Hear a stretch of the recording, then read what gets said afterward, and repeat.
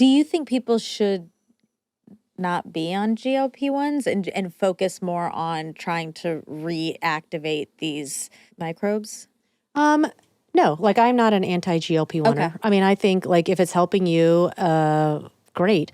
I mean, I do think like personally, I would be nervous to be on a drug like for decades and decades and Right. decades. I would want to be like using all the tools in my toolbox. The craving thing is that story because it is exactly what people who are on GLP-1s say it has happened. Like Yeah. I just don't the food racket feel noise exactly. dies Yeah, the down. food noise and that's a big deal. Yeah, we're seeing so many collateral outcomes of it that are so beneficial. Even if you were someone losing 5 pounds, there's also cognition benefits. We've had 30 doctors on here that everyone's pro GLP-1. I mean, there's just every time we do a study, we find out one other benefit from it. Your body is the greatest machine alive, known to man for homeostasis. Like that's why opiates don't work. It's like you take opiates, they block your pain receptors. Your body's like, great, we got to grow more. We know we got to grow more. You can. It's very hard to outsmart the body. So yeah, anything you're putting in it, the body has a way of generally adjusting back to the baseline.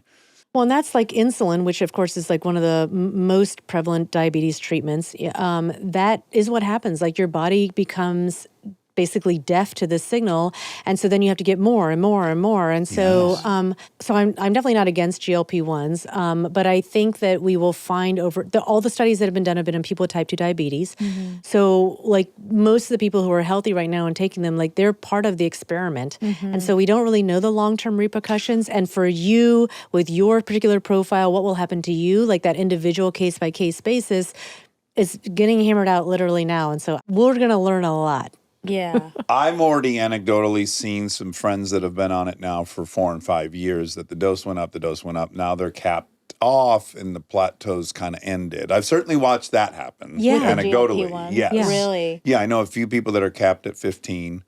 And that's that. They're not going above 15. Right. And the racket's returned a bit. And so this would be a great time for them to be like, okay, well, what are things I can do to try to stimulate my natural GLP? Exactly. What else? Yeah. I do think right now maybe there's an uphill battle in the quote optimization space and even like supplements of any kind. I think people are a little fatigued of hearing all these people say like, you got to do this, do this.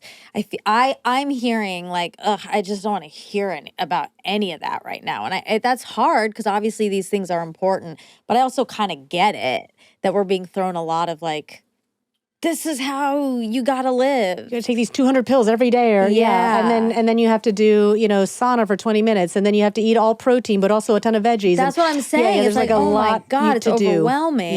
Yeah. I think that's right. And I think look, like we are into creating probiotics and trying to help people via that mechanism. But the truth is, great nutrition will get you there. And so, I mean, there's certain cases like acromancy where, look, it would help you to go like 90-day supplementation, but then you don't have to be on our products forever. Like I tell people all the time, do it for 90 days, get the strains in there, and then if you can eat the food that feeds them, you're good to go. And now something else might happen. You have to go on an antibiotic or whatever, get back on it, but you don't have to be on this thing for the rest of, you don't have to take this every day for the rest of your life. Right. Unless you're like, hey, I can't get the food that I need, or this is just easier for me, like great. Yeah. But if not, you can do it through nutrition. That gets you there. And so, and that's true with a lot of these supplements. And it has the advantage of the bacteria is not going to trigger this thing we were talking about in the body, which is it's just really good at leveling off. It's really good at, figuring out a way to not take this medicine intervention or to become immune to it. Yeah, That's it's not evolving. how it works. Yeah. Yeah, you don't have to up your dosage of this or that. Once it's colonized and functional, you've now got its own ecosystem and you're just keeping it going, keep it thriving. Yeah. Okay.